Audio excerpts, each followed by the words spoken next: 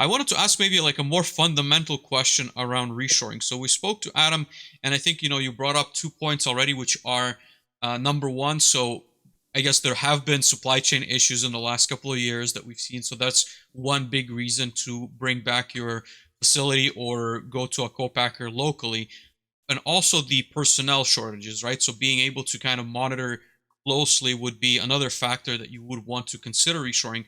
Are there any other like key factors that you're seeing with your customers that are heavily impacting their willingness or their, I would say, like need to reshore? Yeah, I mean, one of the biggest reasons, of course, is sustainability, right? So, and by that I mean customers want to be sure that they can meet the demands of their market, that disruptions won't stop the flow of product out the back door.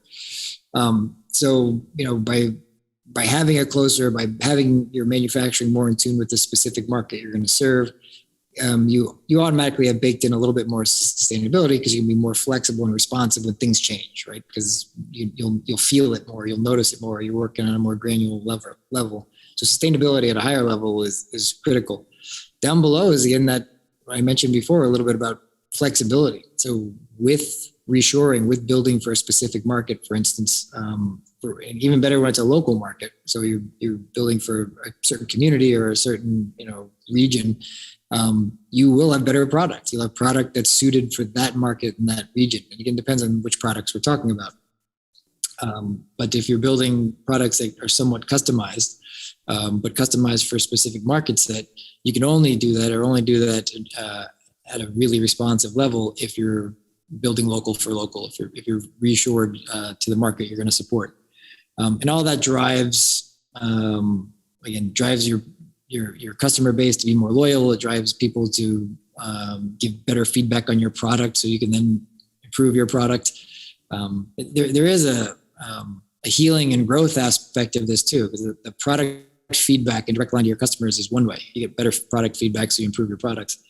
We also noticed that building locally, you tend to get more people interested in working at those companies. So, finding talented people is critical when you're a behemoth building off in the middle of nowhere in a suburb in a country we don't go to.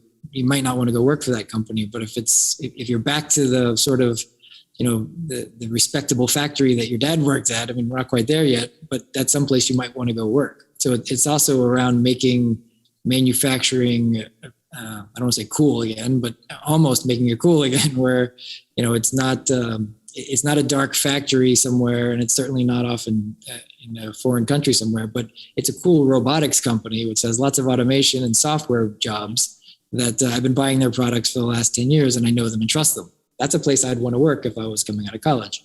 So it's almost like rebuilding the whole infrastructure of manufacturing by being local. It takes it out of the shadows and puts it in the middle of the mindset of the people in the country you live in.